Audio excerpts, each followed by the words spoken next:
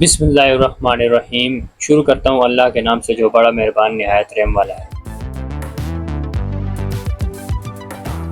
السلام علیکم فرینڈز، کیسے ہیں آپ سب؟ امید ہے کہ آپ سب خیریت سے ہوں گے۔ آپ دیکھ رہے ہیں انفو پیک اور میں ہوں احمد علی آرائی۔ پیارے دوستو، آج میں آپ کو 4 کلو واٹ کے انویکس انورٹر کی سیٹنگ کے بارے میں بتاؤں گا، جس کے ساتھ چھوٹی سولر پلیٹس 360 واٹ کی اور 2 بیٹریز 150 ایمپیئر کی اٹیچ کی ہوئی ہیں، اور اس کے ساتھ ہی ان کو بیک اپ نہ ملنے کی وجہ اور یہاں پر جو ایشوز میں نے ٹریس آؤٹ کیے، ان تمام ایشوز کے بارے میں آج ڈسکس کی جائے گی، تاکہ آپ کے ساتھ بھی آنے والے ایسے ایشوز آپ خود اور بآسانی سولو کر سکیں۔ بس آپ سے چھوٹی سی گزارش ہے کہ آپ چینل کو سبسکرائب اور لائک کر دیے گا، اور ساتھ ہی بیل آئیکن کے بٹن کو بھی پریس کر دیے گا، تاکہ میری ہر نئی اور معلوماتی ویڈیو آنے والی جو کہ آپ دوستوں تک پہنچ سکے، اور ویڈیو کو شیئر لازمی کیجیے گا تاکہ اس ویڈیو کے توسط سے بقیہ دوستوں کو فائدہ پہنچ سکے۔ تو فرینڈز، یہاں پر ان کے پاس 2 بیٹریز 150 ایمپیئر کی لگی ہوئی ہیں، اور جو کہ کافی خستہ حال میں موجود ہیں، اور ان کے پاس 8 سولر پلیٹ 360 واٹ کی لگی ہوئی ہیں، اور انویکس کا انورٹر جو کہ 4 کلو واٹ کا لگا ہوا ہے۔ ان کے پاس سسٹم لگے ہوئے تقریباً 1.5 سال ہو چکا ہے، لیکن شروع سے ہی ان کے پاس پرابلم آ رہے ہیں۔ جب میں نے ان کا پورا سسٹم چیک کیا تو مجھے یہاں پر کیا کیا ایشو دیکھنے کو ملے، یہ بتانے سے پہلے سب سے پہلے میں آپ کو بتاتا چلوں کہ ان کی بیٹری کی گریوٹی جب میں نے چیک کی تو بیٹری کی گریوٹی بہت کم ملی مجھے، یعنی کہ نہ ہونے کے برابر ملی، جبکہ بیٹری کے سیل اگر میں آپ کو دکھاؤں تو بیٹری کے سیل اوکے ہیں، یعنی کہ صحیح کنڈیشن میں ہیں، اور بیٹری بھی بالکل اوکے ہے، بیٹری میں کسی قسم کا کوئی ڈیفالٹ نہیں ہے، لیکن پھر بھی ان کی بیٹری چارج نہیں ہو پا رہی، اور اس وجہ سے ان کو بیک اپ نہیں مل رہا۔ اور ان کے ایشو جو میں نے ٹریس کیے، سب سے پہلا اگر میں آپ کو بتاؤں تو ان کے انورٹر پر کیے ہوئے کنیکشن کافی لوز ملے مجھے، جو کہ میں نے ان کے سارے کنیکشن پراپر طریقے سے دوبارہ چیک کر کے میں نے نیو طریقے سے کیے۔ اور مزے کی بات تو یہ ہے کہ یہاں پر ڈی بی باکس لگا ہوا ہے، جس میں سارے بریکر بھی لگے ہوئے ہیں، وولٹیج پروٹیکٹر بھی لگا ہوا ہے، لیکن وولٹیج پروٹیکٹر اور بریکر کے کنیکشن بھی نہیں کیے ہوئے ہیں۔ تو فرینڈز، ڈی بی باکس کے سارے کنیکشن، یعنی کہ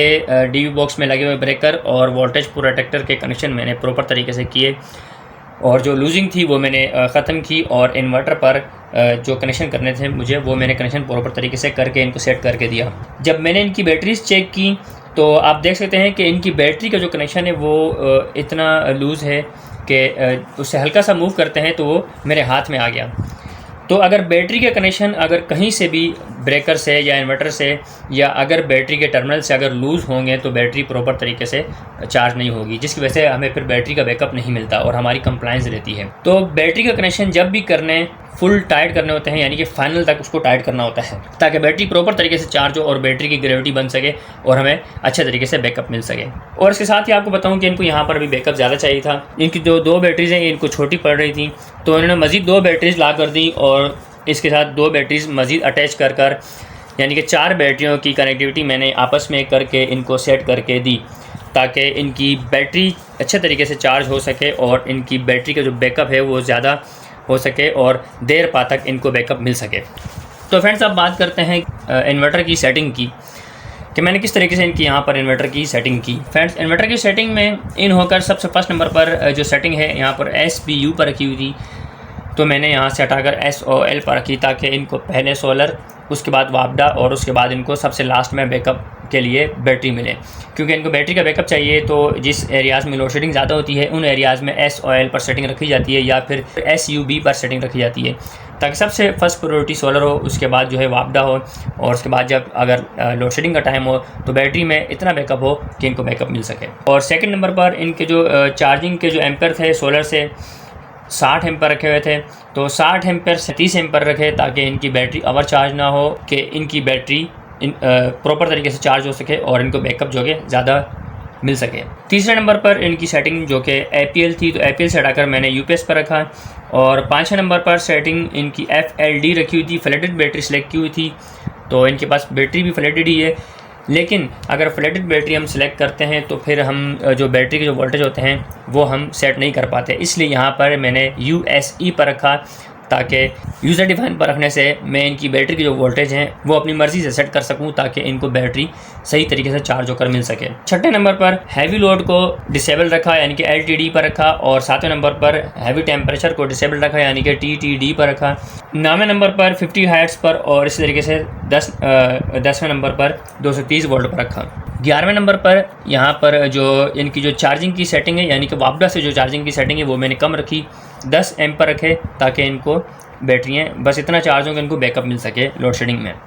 12 نمبر پر جو کہ ان کا بیٹری کا بیک اپ ان کو چاہیے لوڈ شیڈنگ کے لیے چاہیے، تو پھر یہاں پر 22.5 پر رکھا ہوا تھا۔ ایسی صورت میں لوڈ شیڈنگ کے ٹائم پر بیک اپ ہمیں نہیں ملتا، اس لیے 22.5 سے ہٹا کر میں نے 24.5 پر رکھا تاکہ لوڈ شیڈنگ کے ٹائم پر ان کو بیک اپ جو کہ مل سکے۔ ان کا بیک اپ سیو ہو جائے گا تو ان کو پھر لوڈ شیڈنگ کے ٹائم پر بیک اپ مل سکے گا۔ 13ویں نمبر پر ان کی سیٹنگ 27.0 پر تھی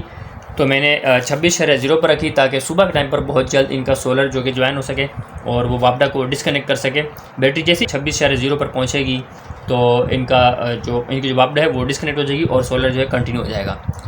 تو اس طریقے سے ان کا بل جو ہے زیادہ آنے سے بچ سکے گا۔ 16ویں نمبر پر یہاں پر S&U پر رکھی ہوئی تھی یعنی کہ S&U یعنی کہ سولر اور وابڈا دونوں مل کے بیک وقت بیٹری کو چارج کریں، تو ایسی سیٹنگ نہیں رکھنی ہوتی۔ یہاں پر میں نے CSO پر رکھا تاکہ فرسٹ نمبر پر سولر چارج کرے گا، اور اگر سولر کی کیپیسٹی موجود نہیں ہوگی اتنی کہ وہ بیٹری کو چارج کر پائے یا گھر کا لوڈ چلا پائے تو پھر وہ وابڈا کو جوائن کرے گا اور پھر جو وابڈا جو کہ ان کی بیٹری کو چارج کرے گی، یعنی کہ فرسٹ نمبر پر سولر اور اس کے بعد پھر وابڈا ان کی بیٹری کو چارج کرے گی۔ 18ویں نمبر پر BUON یعنی کہ بیپ کو میں نے آن رکھا، اور اس طریقے سے 19 نمبر پر ESP پر، اور 20 نمبر پر LON، 22 نمبر پر AON۔ تو فرینڈز یہ جو سیٹنگ ہے 18، 19، 20 اور 22 اور کچھ ایسی انورٹر کی سیٹنگز ہیں جو کہ میں آپ کو شارٹ کٹ بتا رہا ہوں، تو میں نے اپنی بقیہ جو میری پچھلی ویڈیو ہیں ان میں ان کی تفصیل میں نے بتائی ہے۔ اب ہر ویڈیو میں ان کی ڈیٹیل بتانا مناسب نہیں سمجھ رہا کیونکہ کافی لانگ ہو جائے گی۔